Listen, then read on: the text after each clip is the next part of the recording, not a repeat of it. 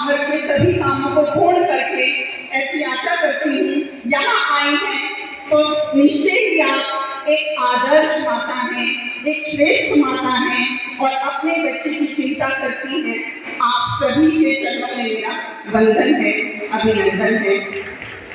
आज ये सप्तशती कार्यक्रम का आयोजन, जो कि अभी कल्पना जी ने बताया, 5 अक्टूबर से 23 जनवरी तक विद्या भारती अखिल भारतीय शिक्षा संस्थान द्वारा आयोजित हो रहा है और विभिन्न विद्यालय स्थानों पर बड़े जोर शोर से इसका कार्यक्रम का आयोजन किया जा रहा है। हमको भी ये सौभाग्य मिला, मैं अपने आप को बहुत बड़ी सौभाग्यशाली समझती हूँ कि इस कार्यक्रम का हिस्सा बनने का मुझे अवसर प्राप्त हुआ। तो मैं यहाँ के विद्यालय के प्रधानाचार्य जी, प्रबंध समिति और समस्त स्टाफ के लिए मेरा बहुत बहुत आभार है कि मुझे उन्होंने ये अवसर प्रदान किया। राष्ट्रीय स्वयंसेवक संघ के 100 वर्ष यानी शताब्दी वर्ष ये मनाया जा रहा है। 100 वर्ष पूर्ण होने के उपलक्ष्य में विद्या भारती शिक्षा संस्थान ये कार्यक्रम मना रहा है। इस कार्यक्रम में महिलाओं के सप्त गुणों को जागृत करने का जो संकल्प इस संस्था ने लिया है, अर्थात हम सबके अंदर ये शक्तियां निहित हैं। आप सभी ने सुना भी है कि हनुमान जी की शक्तियों को जागृत करने के लिए जामवंत जी ने संकल्प लिया और उसके पश्चात हनुमान जी ने जो कार्य किया वो हम सभी के सामने है। उसको बताने की कोई आवश्यकता नहीं है। हम सभी माताओं बहनों के अंदर भी वो सभी गुण विद्यमान हैं। परिस्थितिवश, कार्यवश वो गुण थोड़े से सुप्त हो जाते हैं। समय समय पर इस प्रकार के कार्यक्रमों का आयोजन होता रहता है तो हमें अपनी शक्तियों का आभास होने लगता है, क्योंकि परिवार की जो धुरी है वो एक माता है और राष्ट्र का जो केंद्र बिंदु है वो भी एक परिवार है, क्योंकि माता ही बच्चे के लालन पालन में, उसके पोषण में, उसको श्रेष्ठ नागरिक बनाने में अपना महत्वपूर्ण योगदान देती है। समर्पण की भावना, त्याग की भावना उसके अंदर टूट टूट के भरी होती है, लेकिन वो जो स्नेह है, वो जो समर्पण है, वो जो त्याग है, आज वो थोड़ा सा गलत दिशा में जा रहा है। कहना ना होगा कि हम बच्चों के प्यार में इतने ज्यादा सम्मोहित हो जाते हैं कि अगर बच्चा कोई काम के लिए जिद कर रहा है तो हम उसको मना नहीं कर पाते। बाजार में कितने सारे सामान हैं, पैकेट हैं, प्लास्टिक के यूज हैं जिनका हमें नहीं करना चाहिए, लेकिन हमारा बच्चा अगर जिद करता है तो हम अपने आप को जानते हुए कि ये चीज गलत है उसको मना नहीं कर पाते हैं। सप्तशक्ति संगम इसको नाम दिया गया है। सप्तशक्ति श्रीमद् भागवत गीता के 10वें अध्याय में जो 34वां श्लोक है उसमें श्री हरि विष्णु अर्जुन जी से कहते हैं कि सत्य सरोह रक्षा हम युद्ध भावस्य भविष्यताम कीर्ति श्रीवाच नलिनाम स्मृति मेधा धरति क्षमा। उन्होंने कहा अर्जुन से कि सभी स्त्रियों में सप्त शक्तियों के रूप में मैं स्वयं विद्यमान हूँ, यानी स्त्रियों को सर्वश्रेष्ठ स्थान दिया गया है। या देवी सर्वभूतेषु मात्र रूपेण संस्थिता नमस्तस्यै नमस्तस्यै नमस्तस्यै नमो नमः। बहुत सारी युक्तियां, बहुत सारे श्लोक, बहुत सारे वक्तव्य माताओं बहनों के लिए कहे गए हैं। यत्र नारीस्तु पूज्यन्ते रमन्ते तत्र देवता, अर्थात सर्वश्रेष्ठ स्थान स्त्रियों को इस समाज में ही नहीं अपितु देवताओं ने भी उनको कहा गया है कि वह स्वयं इस मातृ शक्ति के रूप में अपने आप को विद्यमान मानते हैं। तब अर्जुन ने पूछा कि पर्वतों में श्रेष्ठ सुमेरु हैं और देवताओं में श्रेष्ठ देवराज इंद्र हैं, पुरुषों में श्रेष्ठ अर्जुन हैं। जब अर्जुन जी ने पूछा कि स्त्रियों में श्रेष्ठ कौन है, तब वह मुस्कुराते हुए कहते हैं कि स्त्रियों में श्रेष्ठ कोई नहीं है, प्रत्येक स्त्री सर्वश्रेष्ठ है। उसके अंदर वे सभी गुण विद्यमान हैं जो इस सृष्टि में समाहित सभी के अंदर होने चाहिए। अर्थात आप वो शक्तियां हैं जिनका कहीं पर कोई मुकाबला नहीं है। राष्ट्र को सुदृढ़ और मजबूत बनाने के लिए दो पंक्तियां हैं। राष्ट्र से सुदृढ़ शक्ति समाज से धारण, समाज का पोषण करने वाली, समाज को धारण करने वाली 7 गुणों से युक्त कृति, मेधा, स्मृति, वाक, धृति, क्षमा, श्री, ये सभी गुण जो हम महिलाओं के अंदर, हम स्त्रियों के अंदर विद्यमान हैं। हम सभी आजकल ये भूल जाते हैं। हम सभी जानते हैं कि महिलाओं के आदर्श कौन हैं। मातृत्व के रूप में हमारे विद्यालय में बताया जाता है अपनी बालिकाओं को कि जीजा माता कैसी माता थी। मातृत्व के रूप में सबसे पहले जीजा माता का नाम लिया जाता है। किस प्रकार उन्होंने कठिन परिस्थितियों में, आज हमारे पास संपूर्ण आजादी है, आज हम जो मन करता है वो करने के लिए मुक्त हैं, यानी हमारे पास वो वातावरण है कि हम जो चाहे कर सकते हैं। जीजा माता ने इन परिस्थितियों में अपने बालक का लालन पोषण किया और एक आदर्श स्थापित किया। उसी प्रकार चरित्र के लिए अहिल्याबाई का नाम लिया जाता है।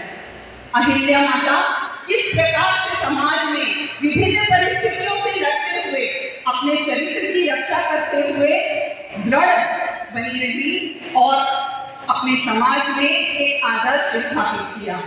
इसी प्रकार शौर्य के लिए रानी लक्ष्मीबाई का नाम, किंतु आज हम स्वयं ही इन सब चीजों को भूल चुके हैं। इन सब चीजों को ना हम आदर्श मानते हैं, ना अपने बच्चों को बताते हैं कि ये हमारी आदर्श है। हम सभी का कर्तव्य है कि हम अपने परिवार में, परिवार प्रबोधन का जो काम, परिवार को नियोजन का जो काम, परिवार में संस्कार देने का जो काम, अपनी संस्कृति को बचाने का जो काम हम महिलाओं के कंधों पर है। मैं आप सभी से विनम्र निवेदन करती हूँ कि कृपया अपने बच्चों को वो संस्कार, वो संस्कृति जो कहीं विलुप्त होती जा रही है, जिसका ह्रास होता जा रहा है, दृढ़ता के साथ आप आगे आए, अपने बच्चों को वो संस्कार दें, अपने बच्चों के अंदर वो दृढ़ शक्ति उत्पन्न कराएं, जिससे कि मेरा बच्चा अगर कहीं अपने फ्रेंड सर्कल में जा रहा है तो वो ये ना कहे कि मम्मी मेरी आज एक्स्ट्रा क्लास है, और वो जाएगा कहाँ? अपने दोस्तों के साथ घूमने के लिए, और उसको बोलना क्या पड़ेगा कि आज मेरी विद्यालय में एक्स्ट्रा क्लास है। तो क्या ये वातावरण हम बच्चे को घर से ही दे रहे हैं? एक छोटी सी बात मैं आपको इस विषय में, बहुत ज्यादा समय नहीं लूंगी, कार्यक्रम में बहुत सारे यहाँ पर कार्यक्रम होने हैं अभी, लेकिन एक छोटी सी बात आपको बताना चाहूंगी कि दरवाजे पर नॉक होती है, एक व्यक्ति दरवाजा खटखटाता है, तो अंदर से पिताजी अपने बालक को बुलाकर कहते हैं कि बेटा अंकल आए होंगे, कह देना कि पापा जी घर पर नहीं है। हालांकि इंटेंशनली ऐसा उन्होंने नहीं कहा। वो जो आए हैं व्यक्ति, वो उनको अपने साथ कहीं ले जाने के लिए आए हैं, लेकिन पिताजी को उससे भी जरूरी कोई काम करना है, इसलिए उन्होंने ऐसा कहलवाया कि मैं अभी जा नहीं सकता हूँ और वो मुझे जाने के लिए जिद करेंगे। तो आप ये कह दो, बच्चे को नहीं बताया अपने मन की बात, बच्चे से ये कहा कि कह दो कि पिताजी घर पर नहीं है। क्या हमने झूठ बोलने की नींव, झूठ बोलने का जो अंदर उसके कण है, वो वहीं से नहीं डाला? बच्चा समझ गया कि अगर मुझे किसी काम से बचना है तो इस तरह की बात कहकर, अगर मेहमान आए हैं तो हम बच्चे को ये कहकर अंदर बिठा देते हैं कि तुम्हारा होमवर्क करना है, तुम अंदर बैठो।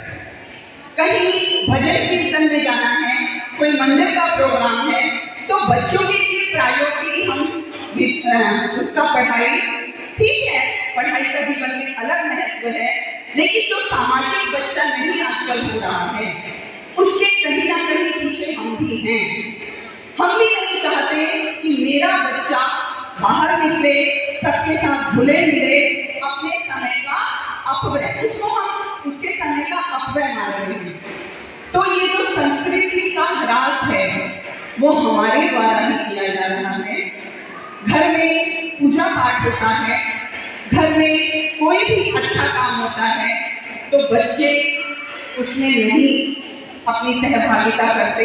उसमें कहीं ना कहीं हम माता बहनों की भी थोड़ी सी जिम्मेदारी है कि छोटी उम्र से ही बच्चों के अंदर वो संस्कार डालें, बच्चे को मंदिर ले जाएं, बच्चों को लक्ष्मीबाई, जीजा माता, सावित्री की कहानी सुनाएं, राजा हरिश्चंद्र की कहानी सुनाएं। लेकिन एक चीज और भी यहाँ पे कहना चाहूंगी कि जितनी भी माताएं बैठी हैं वो बहुत सौभाग्यशाली हैं कि उनके बच्चे इस विद्यालय में अध्ययन कर रहे हैं। इस विद्यालय में इन सब चीजों पर, पर्यावरण, सत्य का गुण, शौर्य का गुण, बच्चे के अंदर आत्मरक्षा की भावना, इन सब चीजों को प्रमुखता से रखा जाता है, इन सब चीजों को स्वतः ही सिखाया जाता है। किंतु विद्यालय के साथ साथ हम माताओं के लिए एक जिम्मेदारी बनती है कि हम परिवार में भी अपने बच्चों को समय दें, ऐसा वातावरण बनाएं। 4 व्यक्ति हैं घर में, चारों के पास अलग अलग मोबाइल हैं, चारों अलग अलग कमरों में बैठे हैं, बच्चे से बात करने का किसी के पास समय नहीं है। अगर बच्चे के अंदर कोई अंतर्द्वंद भी चल रहा है तो हम उसको चुप करके बिठा देते हैं कि बैठ जाओ, बाद में सुनेंगे तुम्हारी बात। आप सभी महिलाएं, सभी स्त्रियां जिनको मैंने अभी वंदन किया, आपके लिए 2 पंक्तियां मैं कहना चाहूंगी। क्या कभी किसी ने सुना है सूर्य छिपता तीर भय से? क्या कभी किसी ने सुना है सूर्य छिपता तीर भय से? क्या कभी सरिता रुकी है बांध से बन पर्वतों से? जो न रुकते मार्ग चलते, आपके लिए है, जो न रुकते मार्ग चलते, चीर कर सब कंटकों को, वरण करती कीर्ति उनका, छोड़कर सब असुर दल को। वरण करती कीर्ति उनका, छोड़कर सब असुर दल को, ध्येय मंदिर के पथिक को, कंटकों का ही सहारा, राष्ट्रभक्ति ले हृदय में, हो खड़ा यह देश था। अर्थात आपके कंधों में जो जिम्मेदारी है, अगर हम अपने बच्चों को एक श्रेष्ठ नागरिक, आदर्श नागरिक बनाएंगे तो वो राष्ट्र के निर्माण में हमारा देश कभी झुकेगा नहीं। हमारा देश कभी किसी भी परिस्थिति से लड़ने में पीछे नहीं रहेगा। अभी आतंकवादियों के द्वारा जो घटनाक्रम हुआ, अगर हम अपनी बेटियों को भी इतना सक्षम बनाते, हालांकि सबके लिए नहीं है, उनमें व्योमिका भी थी जिसने देश का नाम रोशन किया, लेकिन जो भी वहां पर पर्यटक मारे गए, उनके साथ जो बहनें थी, उनके साथ जो पत्नियां थी, उनके साथ जो भी भाइयां थे साथ में, वो खड़ी रही। उन्होंने कोई भी उस समय एक्शन नहीं लिया। जिस समय ये घटना हो रही थी, तो क्या हम कमजोर हैं? हमारे अंदर वो ताकत नहीं है कि हम भी उनका मुकाबला कर सके? उस समय हम अपना शौर्य दिखा सकते थे, लेकिन व्योमिका जैसी बहनों को हमारा यहाँ सलाम है, जिन्होंने उस समय आगे आकर अपने देश को बचाया, देश का नाम रोशन किया। इसी के साथ आज मैं उन बहनों के लिए तालियां बजवाना चाहूंगी जिन्होंने अभी कुछ समय पहले अपने देश का नाम रोशन किया है। हमारी महिला क्रिकेट टीम, वो भी बहनें हैं, वो भी स्त्रियां हैं जो हर परिस्थिति से लड़कर पहली बार क्रिकेट टीम ने अपने भारत देश का नाम रोशन किया। वो आप सबके लिए प्रेरणा स्रोत है। एक बार जोरदार तालियां उनके लिए बजाएंगे। और मैं आप सभी से पुनः यही निवेदन करूंगी कि सभी बहनें अपने बच्चों को परिवार में संस्कार दें, परिवार में इस तरह का माहौल बनाएं कि हमारे बच्चे पढ़ लिख कर एक श्रेष्ठ आदर्श नागरिक बने। क्योंकि जब मैं देखती हूँ ना समाज की स्थिति, बालिकाओं की स्थिति, तो बड़ा दुख होता है कि वो किस प्रकार से अपने परिवार को, सभी नहीं, कुछ बहनें कि परिवार को धोखा देकर इस समाज को कलंकित करने का काम कर रही हैं। तो हम सभी बहनें एकजुट होकर आगे आएंगी और उन सब परिस्थितियों का मुकाबला करेंगी जिनके लिए हमें लड़ना है। परिवार के साथ साथ पर्यावरण संरक्षण, हमारी संस्कृति, इसकी भी जिम्मेदारी हम महिलाओं के ऊपर ही है। हम सुबह तुलसी माता के ऊपर दिया जलाते हैं, हम बड़े के पेड़ की पूजा करते हैं, हम पीपल के पेड़ को पूजते हैं, जिससे इस परिवार का संरक्षण होता है। तो इसी के साथ साथ क्यों ना हम प्लास्टिक के उपयोग का भी उपयोग नहीं करें, उपयोग पर प्रतिबंध लगाने का भी काम करें। अगर हम लोग सब एकजुट हो जाएंगे, कहीं बाहर जा रहे हैं तो प्लास्टिक के सामान का उपयोग नहीं करना है किसी को भी। अभी एक मेरे परिचय में एक व्यक्ति की मृत्यु हुई। वो व्यक्ति बहुत सरल साधारण था, कभी बाहर का भोजन नहीं किया, किसी दुकान पर चाय नहीं पी, हमेशा अपने घर से भोजन लेकर जाता था, घर का पानी इस्तेमाल करता था। तो बड़ा आश्चर्य हुआ कि भाई इतना साधारण व्यक्ति कभी बाहर की चीज नहीं खाता है, इसकी मृत्यु इतनी जल्दी, इसको कैंसर कैसे हुआ? तब रिसर्च की गई और पता चला कि जो भोजन को घर से लेकर आता था वो अखबार में लपेट कर आता था, और उस अखबार की स्याही जब वो गरम गरम रोटियां बनाकर उस अखबार में लपेट कर दी जाती है तो वो हमारे पेट में जा रही थी, जिससे कि उस व्यक्ति को धीरे धीरे धीरे एक असाध्य बीमारी ने घेर लिया। छोटी छोटी चीजें हमारे लिए बहुत महत्वपूर्ण होती हैं। सभी के लिए जो बालिकाएं यहाँ बैठी हैं, छोटी छोटी बालिकाएं, उनको मैं आह्वान करना चाहूंगी इस अवसर पर। मातृशक्ति के लिए तो आज एक चेतना का समय है, एक प्रेरणा का समय है, लेकिन ये जो बालिकाएं हैं उनके लिए ये मेरी दो पंक्तियां ध्यान से सुनेगी। छोटी छोटी मेरी प्यारी बालिकाएं, फूंक मार के जलती हुई आग को बुझा सकते हैं, फूंक मार के जलती हुई आग को बुझा सकते हैं, अगर बत्ती को बुझा के दिखाओ तो जाने। फूंक मार के जलती हुई आग को बुझा सकते हैं, अगर बत्ती को बुझा के दिखाओ तो जाने। नहीं बुझा सकते ना? उसकी सुगंध, उसकी महक वो हमको अंतर मंतर महका देती है। जो महकता है उसको कोई जला नहीं सकता, जो महकता है उसको कोई जला नहीं सकता, और जो जलता है वो खुद बुझ जाता है, जो जलता है वो खुद बुझ जाता है। किसी के जीवन की ज्योति बनो, किसी के अगर बनना ही है तो किसी के जीवन की ज्योति बनो, किसी की मुस्कान बनो, किसी की ऊर्जा बनो। आपको देखकर किसी की थकान मिट जाए, इस तरह की तुम ज्योति बनो, जीवन की ऐसी ज्योति बनो, इंसान बनो। बंदूक से बड़ी तोप है, बंदूक से बड़ी तोप है, अच्छे इंसान बन जाओ, इसमें बहुत स्कोप है। सभी बालिकाओं के लिए इस सिर्फ अच्छे इंसान बन जाओ, इसमें बहुत स्कोप है। और हमारे पास ये स्वर्णिम अवसर है। आप जिस पीढ़ी में हैं, जिस अवस्था से इस समय गुजर रहे हैं, इस अवस्था में माताओं की, इन बालिकाओं को बहुत ज्यादा आवश्यकता होती है। मैं सभी माताओं से निवेदन करूंगी कि आप सिर्फ और सिर्फ अपनी बच्चियों की दोस्त बन जाइए। छोटे बच्चे को हम जैसे तैसे पाल लेते हैं, किंतु ये जो अवस्था है, जिस अवस्था में मेरी बहनें, मेरी बालिकाएं बैठी हुई हैं, इस समय दोस्त की बहुत जरूरत होती है। जब उसको परिवार में वो वातावरण नहीं मिलता तो वो बाहर जाके अपने अंतर्मन के भावों को प्रकट करती है और वो कहीं ना कहीं फिर रास्ता भटक जाती है। तो मैं चाहूंगी इस अवसर पर आप सभी माताओं से आह्वान करूंगी कि अपनी बेटियों की दोस्त बने, उनसे हर बात शेयर करें, क्योंकि अच्छे बुरे का जो ज्ञान आप दे सकते हैं अपने बच्चों को, वो बाहर का कोई व्यक्ति नहीं दे सकता।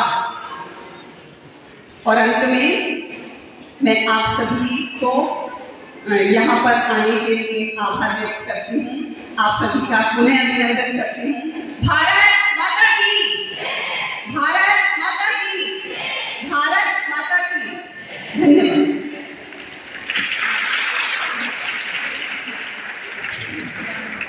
हमारी मुख्य वक्ता श्रीमती मंजू जी ने कुटुंब प्रबंधन के विषय में अपने सुंदर विचार हमारे समक्ष रखे। एक बार जोरदार तालियां, तालियों की आवाज कम आ रही है, जोर से बजाइए। अगला कार्यक्रम कनिका जी द्वारा।